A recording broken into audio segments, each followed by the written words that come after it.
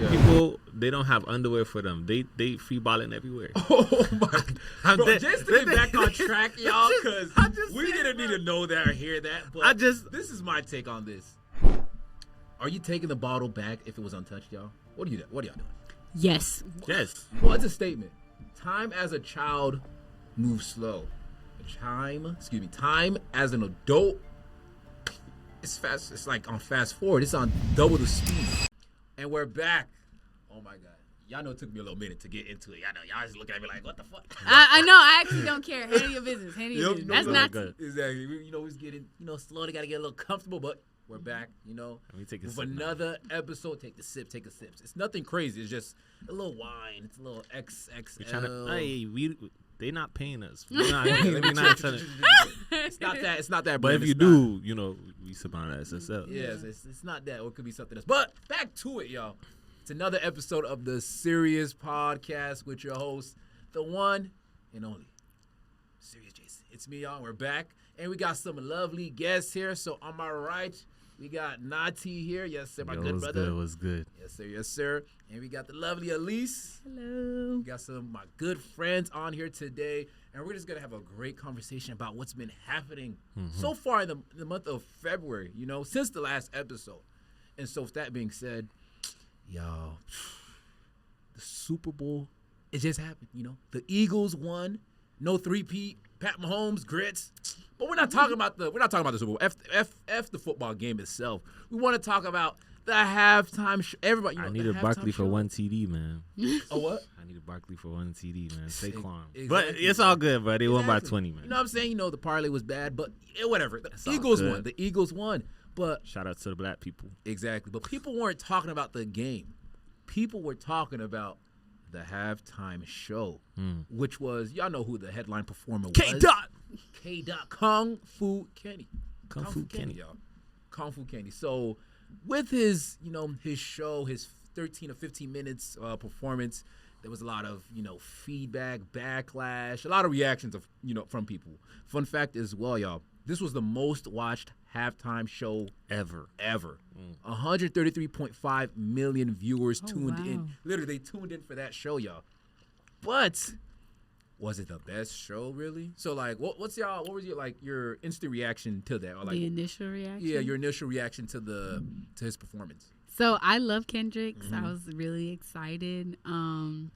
I didn't know what to expect, so I'm thinking okay, he's gonna put on a show. Yep. He does have a history of having symbolism in his shows in general, but I was like, you never know. I don't know what he's gonna do. Don't know. But I had a smile on my face the whole time because I was like, oh, this was amazing from beginning to end. I caught a couple of the symbolisms, but as I was watching it, I was like, I'm gonna have to watch this a second time because I know there's a lot of stuff I'm not catching on. But I caught the Uncle Sam one off rip, so I was like, oh, okay, here go to symbolism. That was, and if y'all didn't know that, Samuel L. Jackson, he played Uncle Sam or maybe Uncle Tom. There's a lot of stuff. No, he played an Uncle Tom character in Django. It was in Django. That's what it was. And on. During the show, I had peeped how they were wearing red, white, and blue. I'm like, okay, the flag. Okay, America. Okay, I'm catching on. And then I had peeped the game over at the end, but there was a lot of other stuff that I missed. I was like, oh my God, I have to watch this double again. take. But I loved it. You had to do a double take. Like, you really had to rewatch it again. Yes. You had to. And like you mentioned, like the colors too. Like there was a point where it was like split. Like the dancers, a group were like red, another one did white, and then some group did like blue. And then they formed a flag, and Kendrick Lamar was in the middle of it. So it was like a split flag, meaning a split country. Let me know if I'm reaching y'all. No, you gotta let me know. But I'm not gonna lie. When you told me it was that same night, you said something about the colors also being, what is it? The Pyrus and the Crips. And I was like, oh my God, I didn't catch that. Yeah. That's another thing too. Like I was telling her, like throughout Kendrick Lamar's career, he's from California, Compton to be exact as well. And so throughout his career in music, he's always like foreshadowed or rapped about the gang culture in California. So like the Crips and the Bloods, because he grew up around that. Exactly. And he grew up around Crips. I don't think he was gang affiliated necessarily, but he grew up around that. So yeah. No, not. Oh. Well, what was you about to say? I'm fine. But yeah, though, no, like I'm no affiliate in any of those I'm from Florida, guys. So, don't even They worry still about got Bloods over here. I mean, and Crips, you know, or whatever. I don't But know what they called over here. I don't know nothing. my opinion, man, nobody's really talking about this. Talk about it. But like, you know the car, right? Mm-hmm.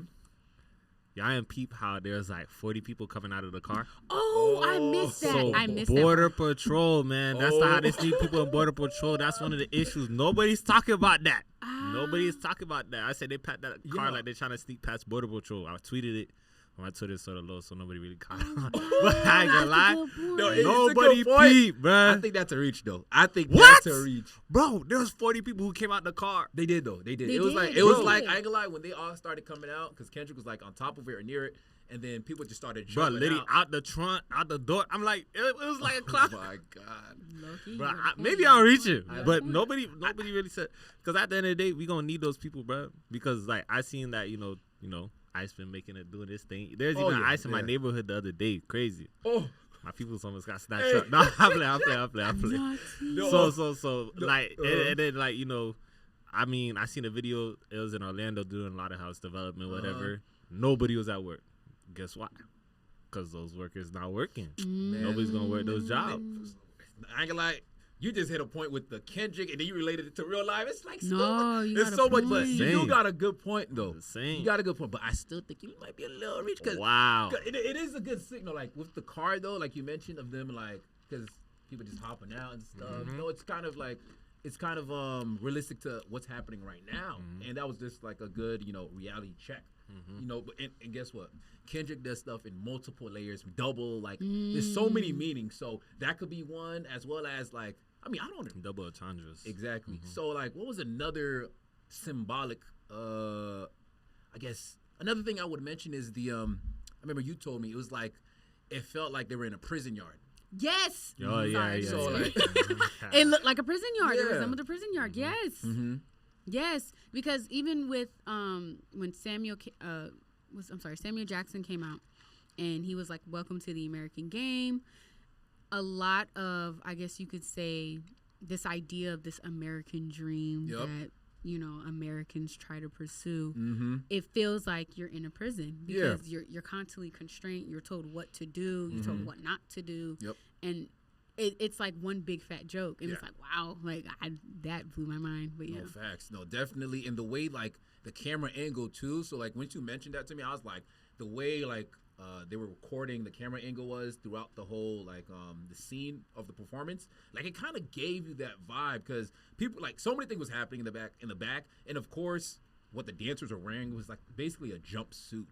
So it kind of gave what you mentioned I didn't even as catch well. that. Okay. Exactly. So, once you mentioned that to me, I was like, let me go rewatch it. Because you'll pop, not pop, but you'll find something in his performance that you, like, didn't know, like, or noticed during the first watch. You know what I'm saying? So that's something you definitely gotta just watch again because there's so many meanings. Like so many. Even with like the structure of when he performed certain songs and what was said before, after, and so on and so forth. Because he literally said, it's too loud. It's too ghetto. It's too ghetto. Yeah. And then, you know, then he's like, and then he says part was like, okay, we're going to slow it down. He gives something that's more palatable to America. And I'm going to be honest with you. I'm going to call it what it is. Yeah. White America. Yep. And Not the T-Blunts.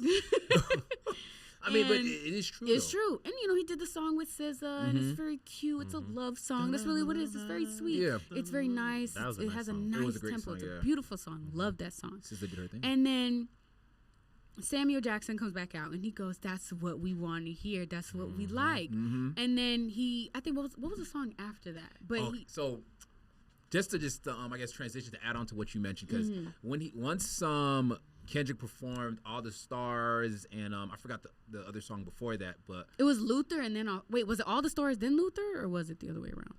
I'm unsure, but definitely those two songs. It was those two definitely songs. Those that's two when songs SZA came out. because they were like it was like soft song, and that's when Samuel Jackson came and was like, "Man, this is what America wants." Basically, you want something calm. You don't want things that's like out of control, in your face, like gritty.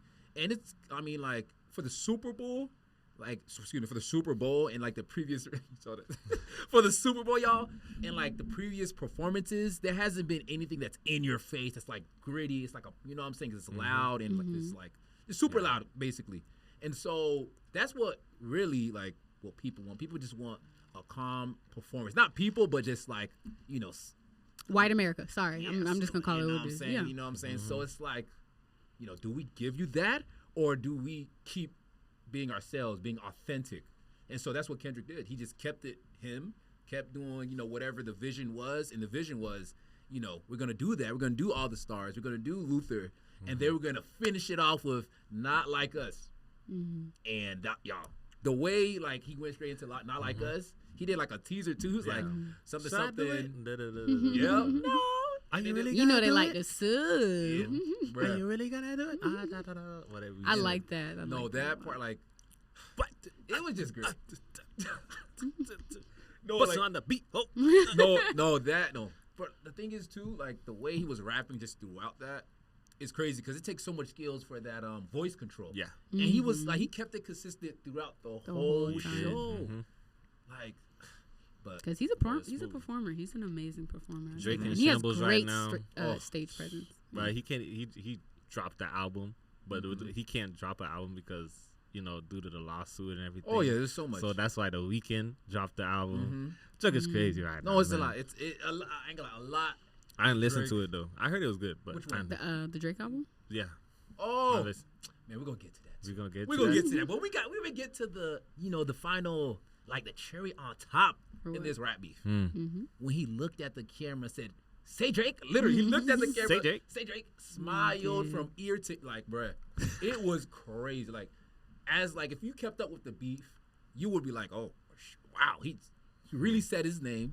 And then the crowd, well, you know, there's a lot of stuff with the crowd. There's a lot of people saying, like, that the show itself, like, was mic'd, meaning the crowd didn't really, like, say it for real, but that's a whole different thing. But, you know, that itself, though. But Kendrick looked at the camera and said, "Say Drake," and then that was just, I feel like that was just, like, the nail on the coffin.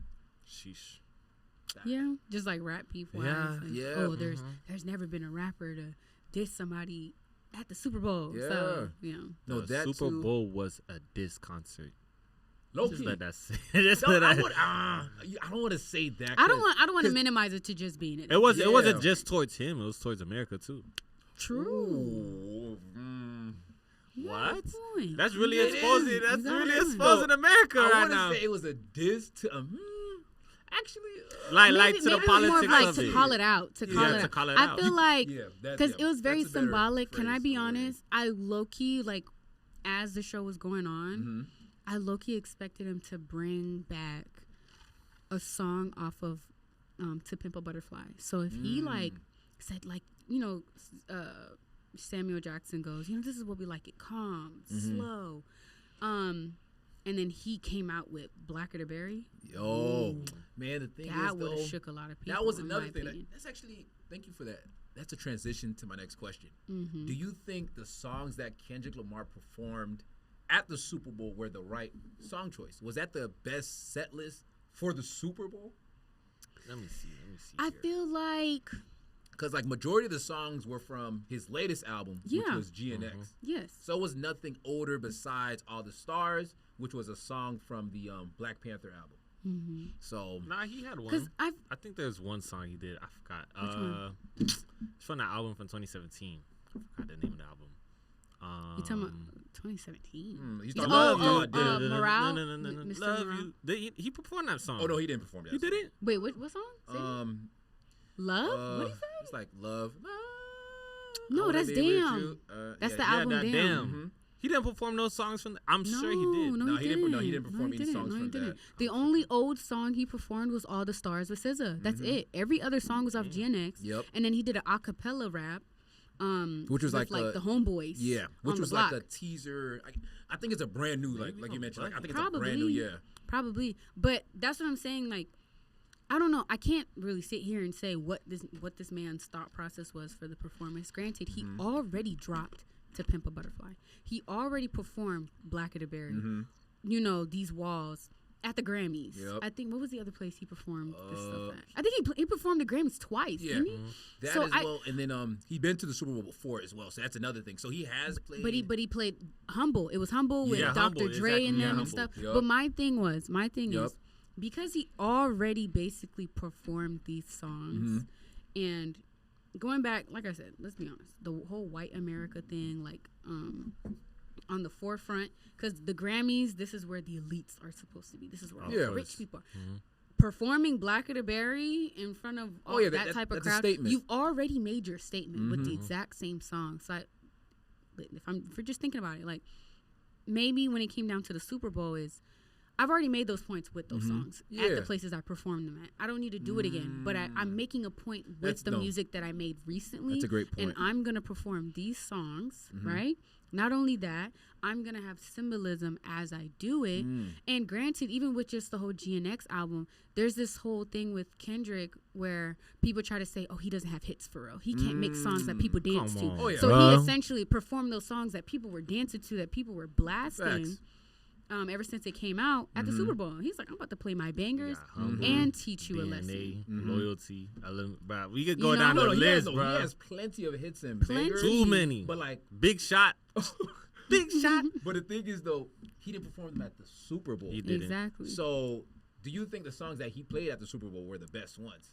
Like, because he basically like it's not about the entertainment. It's not. Everyone talks about the the message, man. You picked, what was it? You picked the right time, but the wrong guy. Yeah. Oh my God, that was another. You picked the right time, but the wrong guy. Yeah. It's deeper than the entertainment. He said it's deeper than the music. Didn't he say that? Or basically, something what he said. Basically, something along those lines. But he said it's deeper than that. It's so no, I'm not gonna perform Poetic Justice, the song that I have with my rival. Like no, and Poetic Justice is one of his most popular songs to this day. Like. It was popular when it came out. You know, died down for a little bit, and then just popped back up. Like recently, everybody's been playing it like crazy. Can you play that in the club? Poetic Justice, you better. Ooh. No, I'm just asking. Like, how would that even go? Like, I don't think what do you mean? Like, it's you know, we got jam. but it's Drake and Kendrick. Like, can you actually play that song in the clubs? They don't care. It's not that deep. It's not that deep. I'm just asking, like, especially since we're in Florida, so or it's a not function. really territorial. Yeah. Okay, but like if we go to Cali, yes. If it's Cali, 100%, because they ride for Kendrick. That's like coming over here. If Kodak had beef with somebody. I'm talking about some deep beef, the way it's with Kendrick. Oh, you better not play that artist down here. Broward, Miami, they don't play about Kodak. Yeah, I know. 100%. But I'm just saying, if you were to like be in a function, whatever, you're in Cali or you're in Toronto, you play Poetic Justice. Are you letting it ride through both verses with the Drake verse and the Kendrick verse? Man, nowadays I'm asking, bro. I'm asking a question. I will say petty. They do be petty. And another thing I would just add on, depending on they'll play it, but they're not playing the full song. They only put it like. Remember, Drake we went to part Camp Kendrick. Flog-Gnaw. If you don't know what Camp Flog-Gnaw is, it's a music festival that Tyler hosts every year. DJ Mustard was there. He performed. He played The Crew by The Weeknd featuring Drake. And he cut the He Drake. played it, and then before Drake's part came on, he went, psych, and then it was the song that Kendrick had dropped with Metro Boomin. And he went, da-na-na-na-na-na-na, psych, da-na-na-na-na. So they're definitely just playing like you mentioned. It's Cali once again. So they ride for anything Cali, LA related. So yeah. Nah, like she basically that was a good point. Yeah. That was because basically that's what they don't like we mentioned.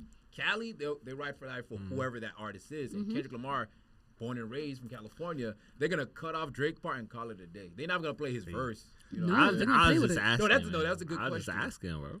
Man, speaking about these musicians, bro. Oh my bad. No, I was just literally just asking because like I like both artists. Of course, I like sort of like more pro Kendrick. But I really fuss with Drake. Drake got me through some times, man. I ain't gonna lie. Since we're still mentioning Drake, man. Excuse me, Drake. Since we're still mentioning him, y'all. Man, I saw a post talking about like people only listen to Drake for nostalgia. What's your thoughts on that? Do you think are you guys listening to Drake to bring you back a time where like when he dropped Nothing Was the Same, or are we listening to when he dropped Take Care? Like, can I be 100% honest? Okay. Yeah.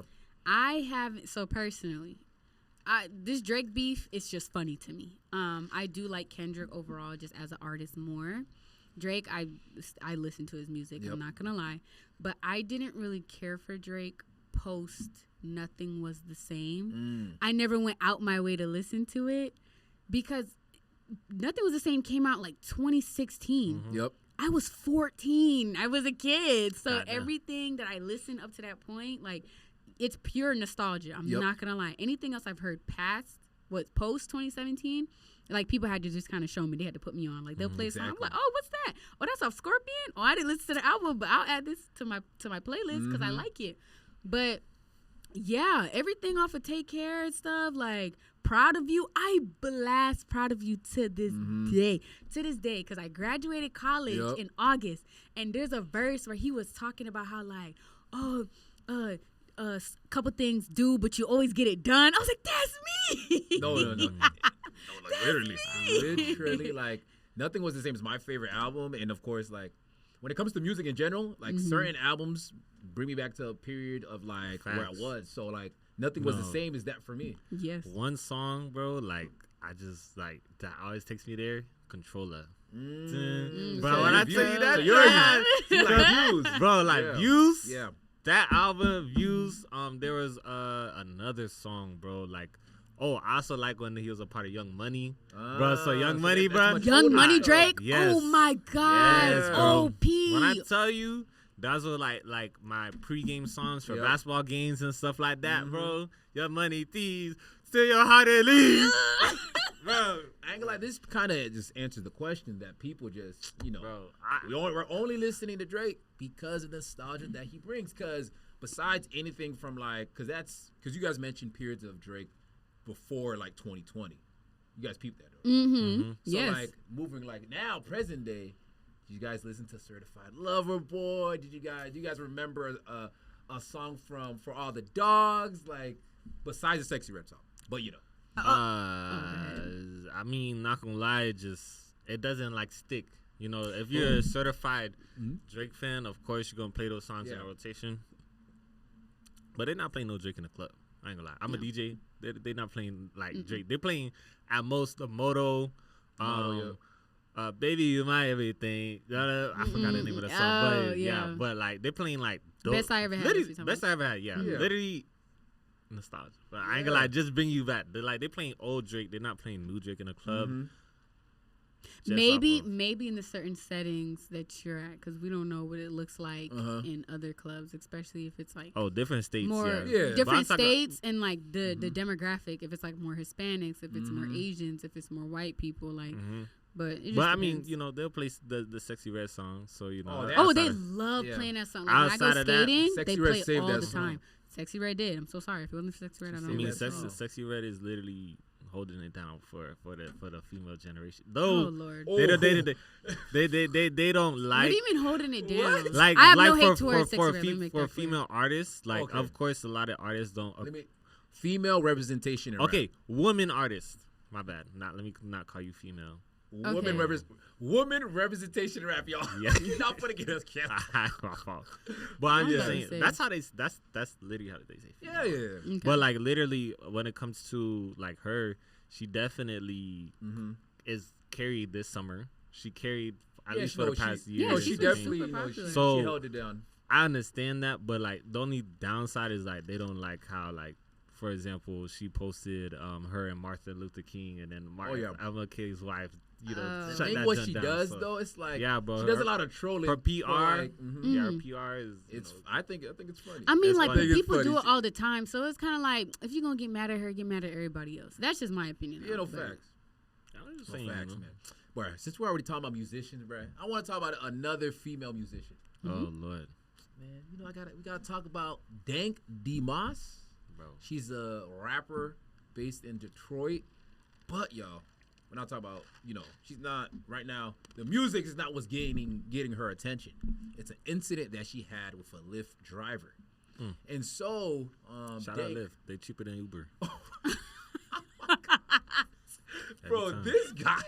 But it's true. Okay, you got on Cash App, go crazy. Low key, so you have to tap in.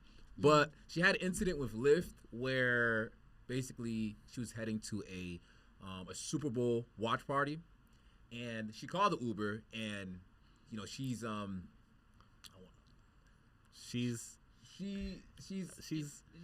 big boned. Yeah. And so basically, she made an Uber call, and the Uber basically denied her, like, basically saying you can't get in my car because you may damage it. You won't be able to fit. You won't be able to damage your car, bro. Like, no, he imagine you break a suspension, bro. Chill. He literally, like, the driver. Oh, like, I said F word. Good, you're good. He literally mentioned that he's scared, like, my tires are bad right now. So if you. And the thing is, though, he was being respectful throughout the whole, like, as he was providing the message, he was being respectful the whole time. But, to her, it's like, wow, you're just going to leave me stranded, too? She is a woman, of course. So, she made a call to get to a destination. He was being respectful as well. And she just, the best thing for her to do, like, in that moment was like, wow, this is really happening. So she recorded the whole situation. She recorded him basically denying her entry into the vehicle, and since because of that recording, it has become like basically a national, like, across the states, like, thing. Like, wow, this is happening with the Rideshares. Like, was he in the wrong? Is the real question. Was the Lyft driver in the wrong in that situation? Yeah, what y'all thoughts? I'm gonna let you go. And y'all keep in mind too, like, she recently, like, after that video went viral and stuff, she did an interview with the Breakfast Club. Like, this was on the Shade Room. This was, like, on all the social media platforms. Like, think about it. A guy really denied her. Like, I think he had, like, a Civic. It was a small car. Mm-hmm. So I think it was a Mazda. Yeah, I don't know what it was. Yeah, so go ahead, Elise. I'm gonna let the woman speak. Did she end up getting another type of Lyft after? Or? Oh yeah, no, I'm pretty sure she did. Got another one? Also, another thing he mentioned, he was like, "Get an Uber XL." Like, that's this, like, he made that suggestion, like, get an Uber XL as well in the video. Okay, I think, like, I can see how she felt, how she was offended. I don't know how to answer this question. She's still a human being like everybody else. Let's be honest. Facts, and everybody wants respect. Everybody wants to be treated with respect. Everybody wants to be treated nicely. I think the tire comment was low-key OD.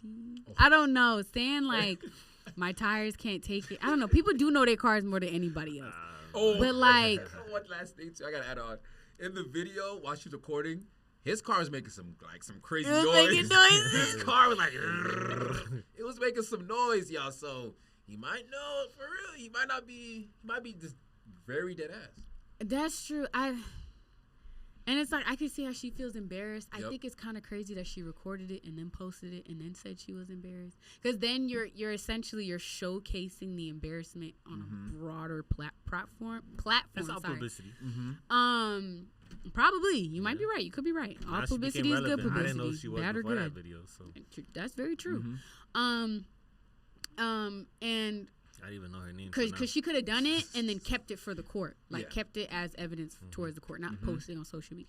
That's a whole nother thing. But then again, the the situation when it comes, like, to going to court with that, the reason why, for example, bruh got fired, he should not have got fired. He got fired? Yeah, he got fired. So basically, I feel like the reason why it was public, because, like, once it goes out in flames, like, once it's out in the public, it's viral. The company's in fire, so now it destroys the brand's image, so they have to do something about it. It's damage control. That's very true. That's very true. You have a point.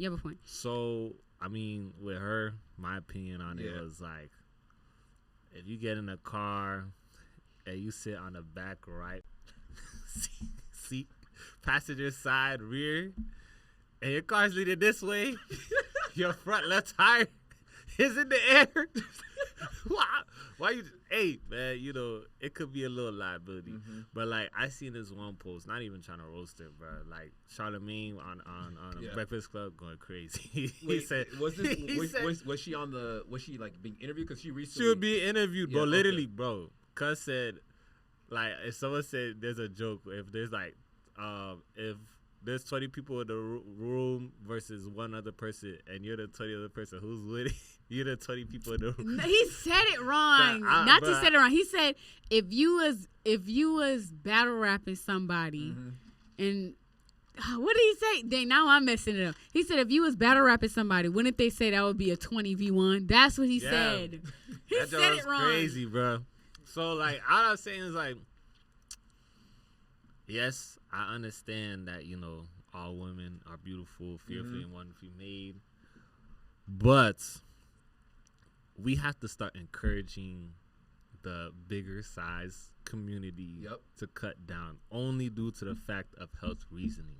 I agree. So I respect that because like at the end of the day, man, diabetes is a thing, heart disease is a thing. You know, you're a liability. You're a walking liability. You can't even give birth in a lot of situations. Yeah, you actually have to cut weight, otherwise you will lose your child. So I'm saying, you know, we got to start encouraging people, not shame them, but like at the same time, I agree. Be respectful. You got to understand, you are a problem. The more bigger you. No, you're not a problem. Okay, more problems can arise due to your weight. Okay. Like imagine they have to get you special size clothes. Okay, chill. Like I'm just saying. Like wait, for example, for bigger people, let's use a basketball person like Shaq. I think he wears a size 18. Facts. He has to get customized shoes. Facts. So it's just like, that's different. He's just a big person. There's I a difference between big being person. Overweight and like you just. But I'm just putting the shoe size. Person. So like the bigger you get, the harder it is for you. Like there's big people. It's harder to accommodate you, is what you're saying. Exactly. There's some big people. They don't have underwear for them. They free balling everywhere. Oh my! Bro, just to get back on track, y'all, because we didn't need to know that or hear that. But this is my take on this, and I just want to. I low key just want to. I guess I'm gonna salute. Before you say anything, there's a picture. There's a post. They said every time she's in a car, you never see her inside the car. She's always halfway in.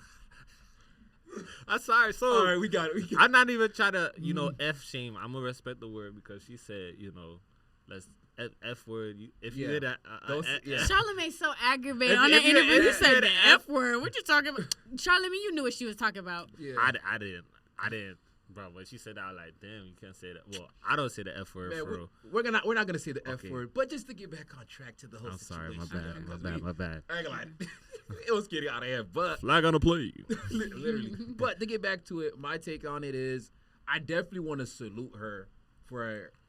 She low key like I'm probably the 1%, but she low key just brought that attention to us about like what people that's dealing with like I guess weight or obese, what they deal with. You know what I'm saying? Because to be honest, we don't really hear that perspective. We don't hear that often. We don't know what like somebody that's dealing with weight, like that problem itself. You know what I'm saying?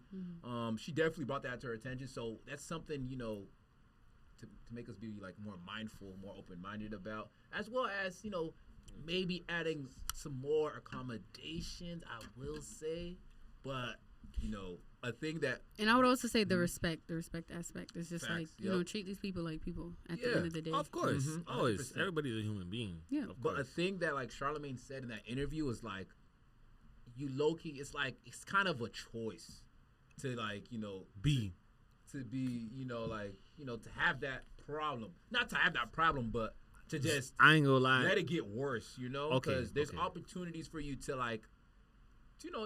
At the end of the day, minimize it or decrease the weight, or just be in a better shape. At the end of the day, it will be a problem for them. Yeah. So it's not people's problem. It's just like, for example, if you had a beautiful woman like her in that situation, and then you have your girlfriend, and then you have two other guests in the car, who's sitting in the front?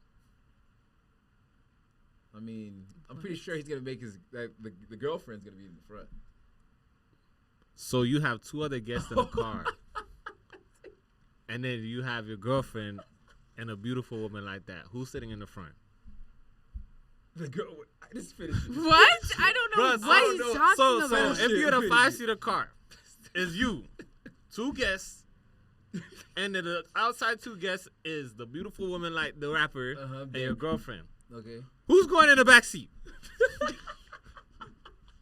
Who's going in the back seat? Who is getting in the back seat? Just answer it. Just answer it. Just answer it. Just know it's gonna be a bad car ride and it's a bad time when you get home, because at the end of the day, bro, if you hit a hard right,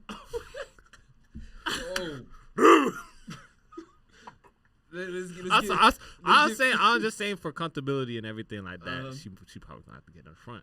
So I'm just saying that's the huh? You saying dank? Yes. The yes. one you're mentioning. Okay. So I'm just saying, like, just for like liability purposes and all that good stuff, and comfortability of everybody, the logistics of reality. We all going to the same place. You have to hit your dime with the reality of things and make sure everybody's comfortable. Yeah. But at the same time, you see the problem we have to accommodate too. Oh yes. Accommodating, and that problem will cause more problems at home. Of course, making accommodations and accommodating people itself is tricky. So my follow-up question is, do you think because of that incident with Dank Demoss that Rideshares like Lyft and Uber should start making more accommodations for those people that's in that situation? I mean, at the end of the day, only the big cities provide Lyft actually provides the big cities with cars. It's not the Lyfts and Ubers are like owned by the personal driver. Yeah. Fact. You can't force someone to pay for those cars unless Lyft and Uber is funding that fund for them to go mess around and get a Suburban or something. Yeah, like you mentioned. So I'm just saying, like, there's only so much that they could do. So all in all, only the big cities like Miami or like New York, Phoenix, like that's the only place where I've seen like Rideshares. They actually provide their own vehicles for the company. So all in all, Lyft sort of funds itself. They basically save so much in supply. Yeah. Because they're not using their own supplies for the demand. Exactly. It's a rideshare as well. But there was a thing that she mentioned, like I didn't know, that she basically said at the airlines, whenever she goes to an airport, Delta, Southwest, they accommodate like plus size people. So let's say, keep in mind, this is an airport, this is an airplane. So, she wouldn't be able, one seat wouldn't be able to, like, for her to be comfortable. They'll give her 2 seats, no charge. So, an airline is making that accommodation. Whoa. Why can't a ride share do the same thing?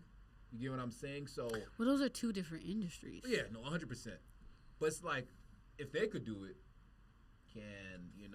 should there be a feature on the app that tells you, like, free. You know what I'm saying? Like, I didn't know that. A plus size person. Can I get a van or like? Can I? But wouldn't you have to verify that somehow? Because you can't even see the person's full body until you pull up. Oh yeah, you get what I'm saying? Yeah. So it's kind of like anybody could be like, they'll pick the I'm an oversized option just so they could get a bigger car. Oh yeah, of course. And question, then for less. If it's a full flight though, and like they have 1 seat left, do they boot someone off the plane? Oh my God. I'm asking. I don't know. That's a good question. Bro, like that's it. I don't know. Because she said that, but I don't know. I can't know. verify how much truth there is to it. I'm just saying, like, bro. That's pretty crazy though. Like for the free ski, she's gonna have to pay for the other person's. Like I honestly, never mind. But that's sort of like flawed, bro. Because like at the end of the day, you got to treat your customers, how they need to be treated. And there's a plus size person who's going to take 2 seats out of the 3 certain row. So it's just like, there's already 1 person there. What you going to do? I'm sorry, I'm a controversial person. No. I will say, because I feel like the airlines have kind of dealt with that double seat thing for a minute now. Yeah. I think that's been a conversation that's been talked about. So maybe that's why she got that accommodation now. Because that definitely wasn't a thing like years ago. What? So I don't know when it started happening. Don't get me wrong. I can't They're going to tell you to take fact the train. check that. But take a boat. They probably started doing that at some point once they realized that, they wanted to help with that, like accommodate for those. Again, because this is all about keeping your good image and retaining your customers. This is all this is about at the end of the day. So now I can say that you did say that this whole situation did open up that conversation for, plus size people when it comes to these rideshare-esque companies, whether it be Lyft, Uber, and etc. So now it kind of becomes a thing where it's like, okay, do people, oversized people, overweight people have the opportunity to essentially get some type of accommodation, whether it be Yep. they get an Uber XL, but it's the same price as a regular car, or if they do have a regular car, they have sorry, I'm stumbling over my words. Yeah. They have no choice but to get in the car unless you want to lose your job, you know? So I don't know. I guess that's what they say. That now this is something that these companies are thinking about in these boardrooms now. Like, okay, what are we going to do? Just like how these airlines did it. Because that's all it is at the end of the day. Really, man. But how it's just, all goes back to not everybody has a big car. Yeah, I mean, for like the rideshare situation, definitely like, goes back imagine to like if the personal the demand vehicle of just like a semi-popular, tri-state area, whatever the case may be. Yeah. That demand's gonna go crazy. Oh yeah. Because, not everybody got a Suburban or a van or whatever the case may be. Imagine the situations in rideshares might take like an hour. Or they might specify the type of car. And with that being said, if you know, you know. But to get back on track, this was great. But since we're talking about ride shares, and Dank was going to a Super Bowl party, y'all. So at the party, this is just a general question. Do y'all think, like, let's say you're going to a party and it's bring your own bottle. Okay. You bring your bottle. Yeah. Are you leaving with that bottle if nobody touches it? Yes. Or is it don't even finish what you said. Yes. Yes. Go ahead. Okay, finish. Sorry. We on the same time. Hold on. Let me. Twin. Oh, fist bump. Okay, but let me get to it again. Y'all do that too quick. But all right, so you bring a bottle to the party. Are you, are you taking the bottle back if it was untouched, y'all? What are y'all doing? Yes. Yes. It can't be a house gift? No, that's my bottle. Bro, at the end of the day, bro, they didn't touch the bottle. You didn't want it. You're not supposed to be alcohol's not good for you anyways. Why would you leave that for somebody to kill themselves? This guy. In the long run. At the end of the day, if you wanted the liquor so bad, I brought it. You ain't drank out of it. You ain't wanted that bad. Exactly. I'm gonna take it on home. Mind you, have another event. I will try to bring it again, and we'll go from there. She's gonna bring that same bottle, y'all. Yeah, if it's untouched, I'm gonna bring the same bottle. Why not? Because like at the end of the day, like if you didn't drink the bottle, it could have got drunk regardless. So why you be mad that I took back the bottle? Because what if I did drink it? Then you would have been mad. Mind you, there was like 5 bottles in the crib, and then you was drinking out the Crown, but now you mad at me because I took my Terramanos back home. Like, what are we talking about? Tripping. I mean, I would say... Is that a real alcohol, or did I say something random? Okay, that's a real alcohol. No, I had to make sure. Terramana. But, I'm taking it back. I'm taking it. How you ask the question? You agree. No, I do, but it's like... The reactions that I seen, because I seen this question somewhere, and a lot of people were saying, that's tacky. Why would you do that? No. People say that's tacky. Who bought it? I mean, it's like you're bringing it for the festivity. It could literally be like, just keep it, I'm out. You know what I'm saying? Like, what if I spent my last dollar on this bottle? And I was like, you should have never bought that bottle in the first place if it's your last. I ain't gonna lie, there been some college days where oh my God. I got the bottle, 25 cents in the account. I gotta wait till at least the next day to get paid or whatever. Like, that's what I'm saying. Like, what if it's just like, I didn't want to come empty-handed. I don't want to be that person. I want to be respectful. Because you could have been like, oh, you could have never came. Well, it was a limited amount of people. This person really wanted me to see there. Come to the party, whatever it was. And you said to bring a bottle. I'm going to make sure I bring that bottle. So I brought it. But no one drank out of it. I'm going to take it home. I spent my last on this bottle. I personally never experienced that. I'm just saying. Oh, yeah, you're just saying for like... Because I wouldn't have bought it. Personally, I would have just said I ain't got it. Yeah. I ain't got it. Man, this is us as, I'm not going to say this is adulting, but, you have to be a certain age to buy liquor, y'all. Because my follow-up 21 question... and up, please. Exactly. If you're in the U.S. In the U.S. But I say that because, as an adult, time flies. Time flies. And I'm old, bro. Everything's just going, So, like, let me make sure I say this question right. Well, it's a statement. Time as a child moves slow. Time as an adult, it's fast. It's like on fast forward. It's on double the speed. What's that like? What's your thoughts on that? Like, as a child, time is just slow. You get to enjoy the time, enjoy the moment. But as an adult, and we're all adults here, we're adulting, adult life. It's going fast. You know what I'm saying? Like, you blink, it's December. So, what's your thoughts on that statement? I feel like, you know, as a kid, you know, I'm a little old, so Guys, just growing up. Born in the year. Relax. Before No, don't be 99. federal. Before So 99. I was alive in 99. Maybe not at the womb, but I was alive in 99. Good Lord. So I would say when it comes to just living in the moment, especially back in the day, like we didn't have all this technology that we have. So we actually get to live. We went outside, you know. We knew that like the time didn't fly because you could be on your phone and hour flies by like. But when you're doing stuff, when you're outside playing games, playing video games, whatever the case may be, time. I feel like you have a better grasp on time because you get to do stuff that doesn't involve you being distracted by something else, and then next thing you know, time is good. It flew by. So, I would say that yes, at least for my childhood, that was the. It was moving slow. It was it moved slow, a lot slower because now, bro, time just flying, bro. Like it's like I was just at a trip last year. Dang, it's already this next year already. In 2025. Like junk is crazy. Yeah, no facts. So how about Elise? I like what you said when you brought up the technology factor. When we were children, I would say like I grew up in that transition state. Like I was born in 2002, so this is when technology starts to kind of like improve piece by piece. So it's there, but it's not as big as it is today because every single kid has like an iPad, iPhone. Like nah, it wasn't the same when I was. I didn't have a phone until like 6th grade, bro.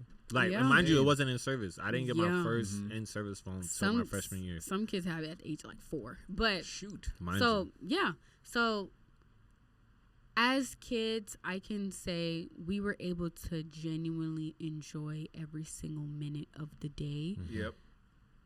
And in comparison to now, I believe we have this, especially when it comes to our phones, we're constantly filling in these little moments in time, whether it be 5 minutes, 10 minutes, 30 minutes, an hour, scrolling.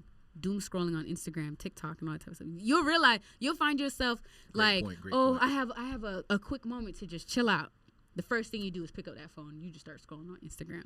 So when you're a kid, you enjoy every single minute, whether you're running around doing something, you're playing with Play-Doh, you got a little game, like some type of physical game, whether it be like dolls or Playhouse or something like. That was you. But I bothered my siblings.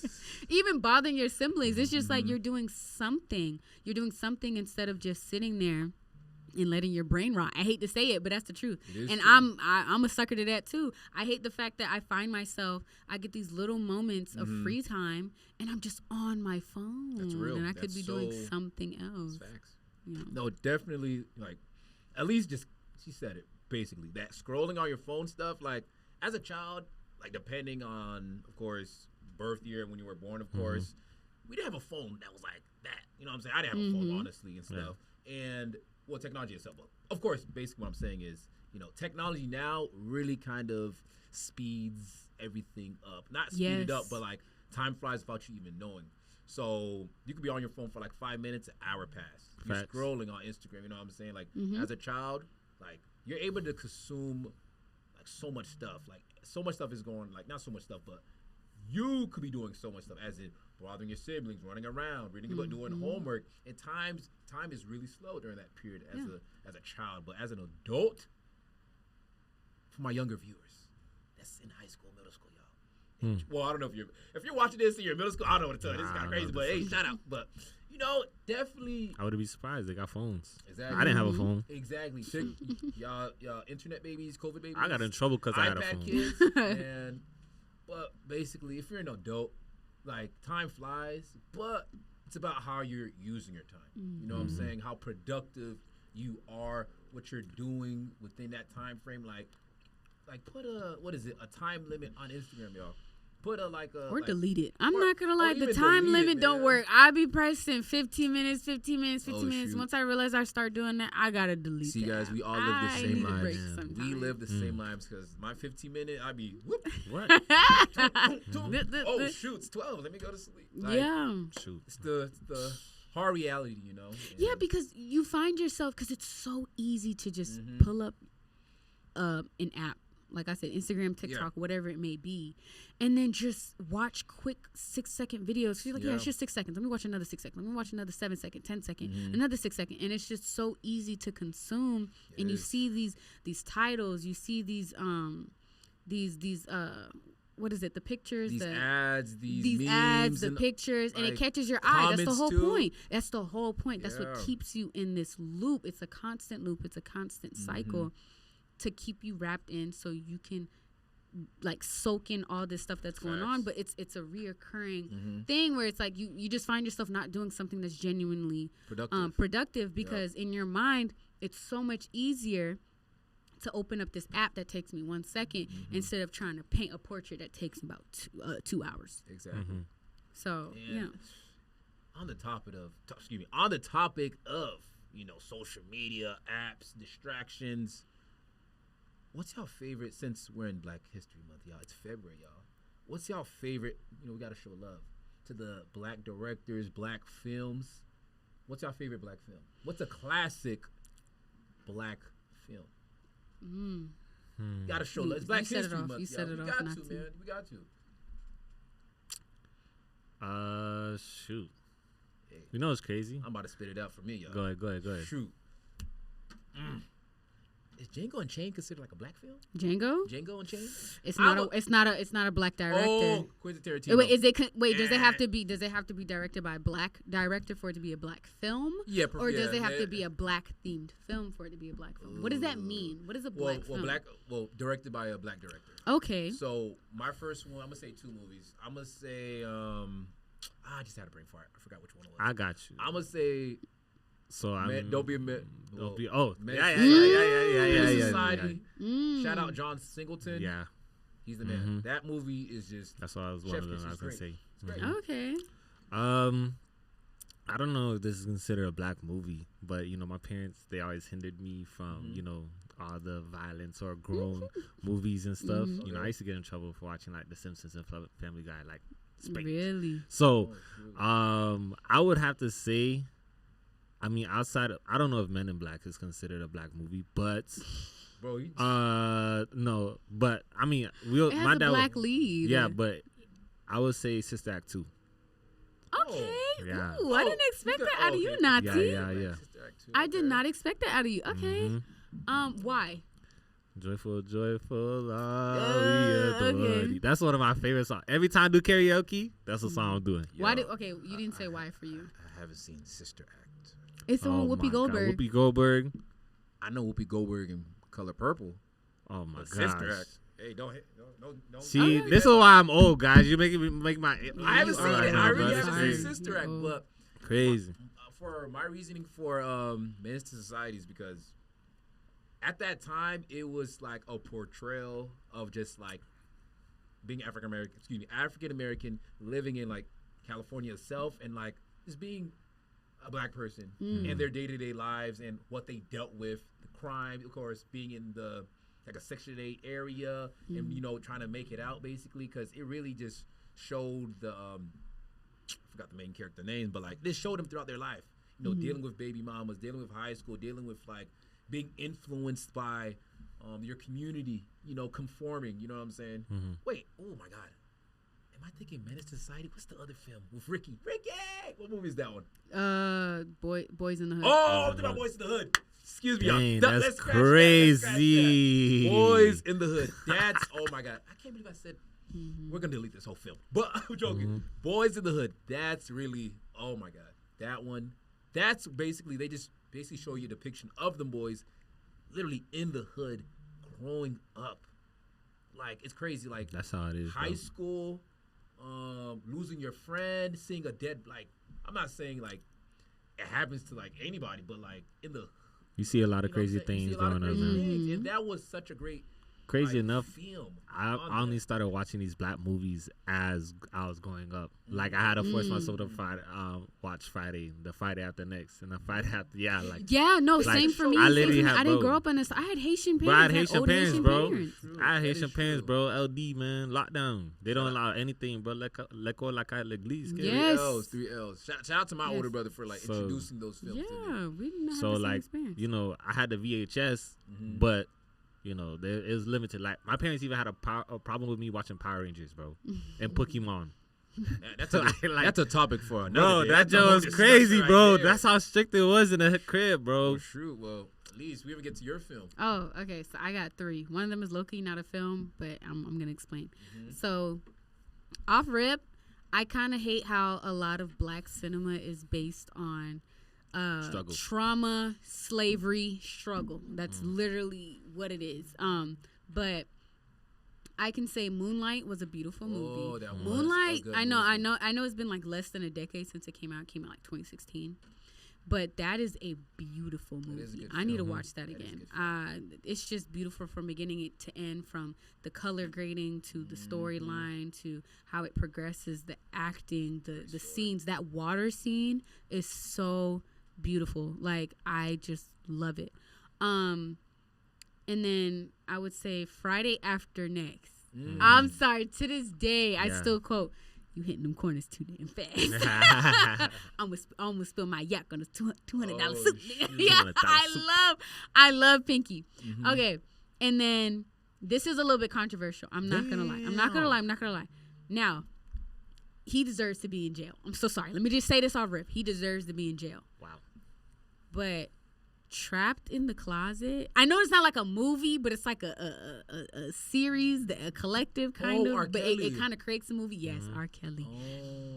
There has yet to be a singer that has sung a story and then filmed it and acted in it.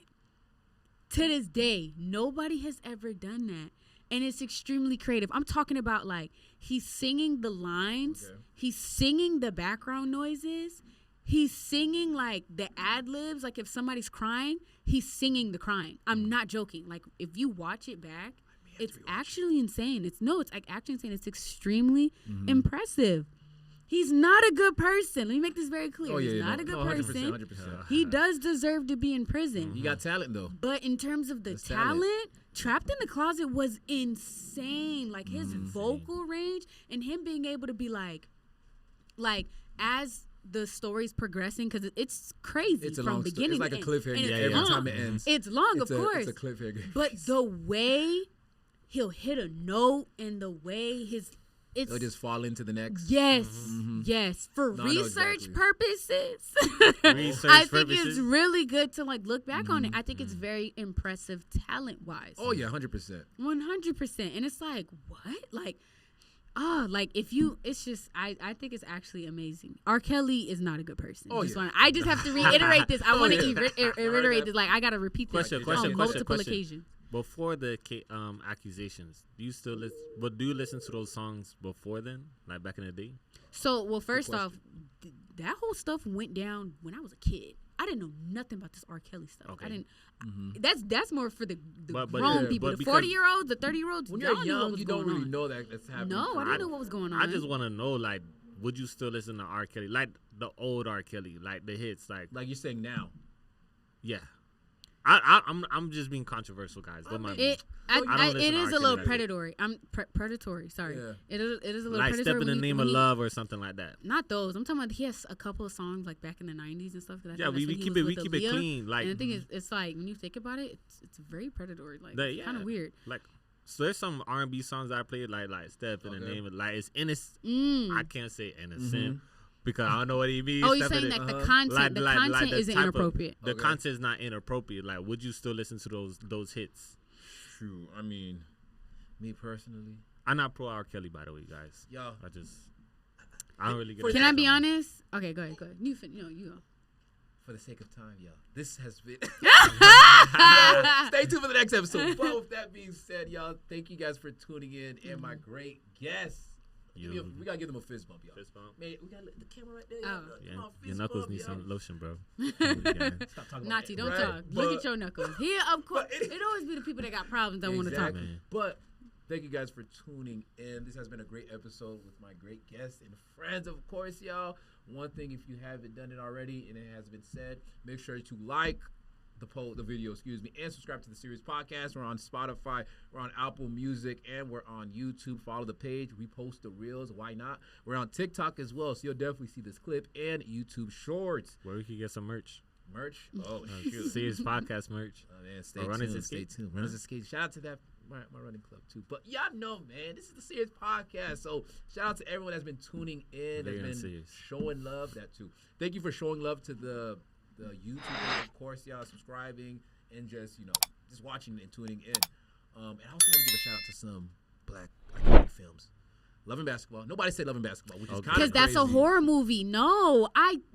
As an adult, watching Love and Basketball was a joke. Oh my God. He said you had to make points on the court for their love or whatever. He was dunking on that girl. He did not want that girl. He did not want that girl until his basketball career was almost ruined. Yeah, that is a love story. No, it's not. Oh my gosh. We may have to bring Baby Boy's a horror story. Love and Basketball's a horror story. Baby Boy traumatized me watching it again. Traumatized. With that being said, wow. Where has the one that likes shit? Maybach music. With that being said, y'all, peace. We're out. Peace.